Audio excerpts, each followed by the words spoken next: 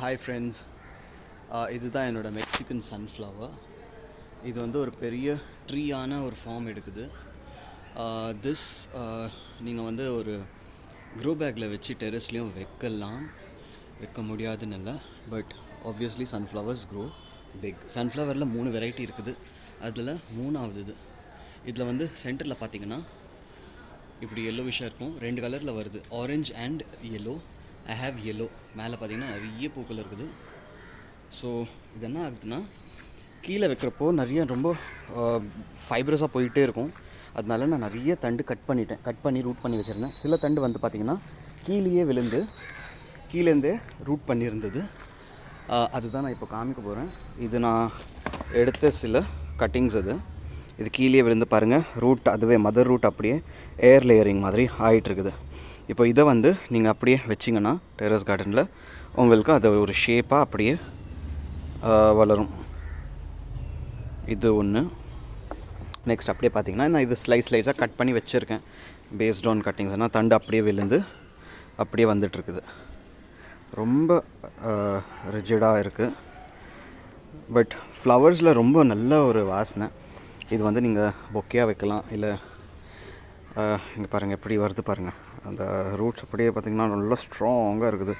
இது வந்து நான் 6 மந்த்ஸில் கிரவுண்டில் வச்சு 6 மந்த்ஸில் இப்படி கல்டிவேட் பண்ணிகிட்ருக்கேன்.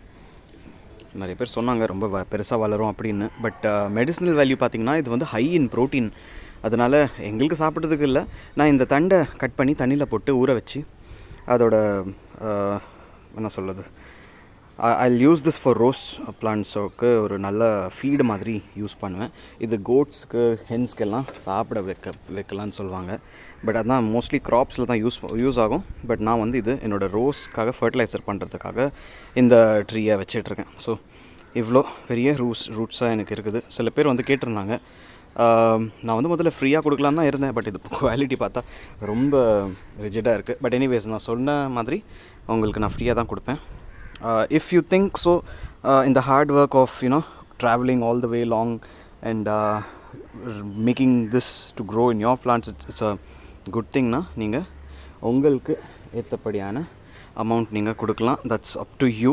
but for now, as promised, யாருக்கு நான் ஃப்ரீயாக கொடுப்பேன்னு சொன்னேன்னா உங்களுக்கு நான் ஃப்ரீயாக தான் கொடுப்பேன், பிரச்சனை இல்லை. பட் நான் ஃப்யூச்சரில் இதுவே பிஸ்னஸாக ஆக்கிக்கலான்னு தான் பார்க்குறேன். But still now I'm a professor in architecture department, and if you want any help, guidance in gardening, landscape, I'm there to help you through. So yeah, இதுதான் என்னோட சில கட்டிங்ஸ். நிறைய பேர் கேட்டிருந்தாங்க. ஸோ அவங்களுக்காக இன்றைக்கி நான் புழல்லேருந்து பள்ளிக்கடனே வந்திருக்கேன், just to take this cutting so that வீக்கெண்டுக்கு முன்னாடியே உங்களுக்கு கொடுத்துடலாம் அப்படின்னு. ஸோ இது பார்த்திங்கன்னா அங்கங்கே ரூட் வந்திருக்கு. ஸோ இதுவும் நம்ம வந்து 50-50 கட் பண்ணி வச்சோன்னா இது 2 பிளான்ட்டாக மாறும். But now I'll give this as it is.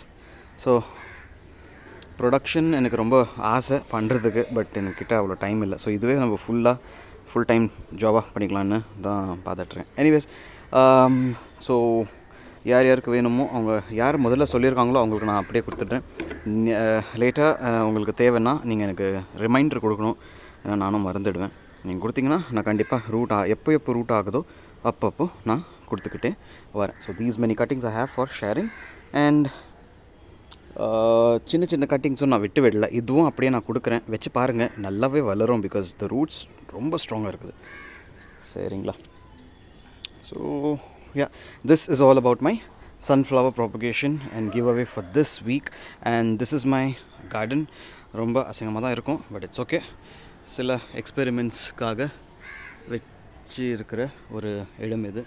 and that's my adenium collection and my mango tree there. So yeah, once it's all organized, I will invite you all here. All right, till then, stay blessed, happy gardening.